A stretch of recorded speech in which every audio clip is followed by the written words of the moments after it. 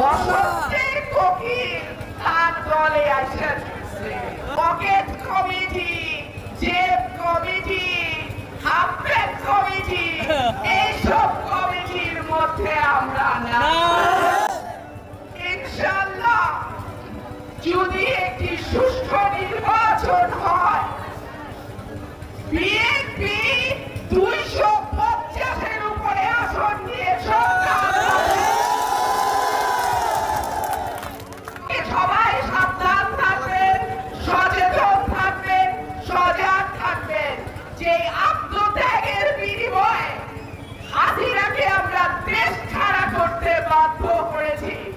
সেই আত্মত্যাগ যেন গুটি কয় সুবিধাবাদী স্বার্থান্বেষী মহলের কারণে কালিমা লিপ্ত না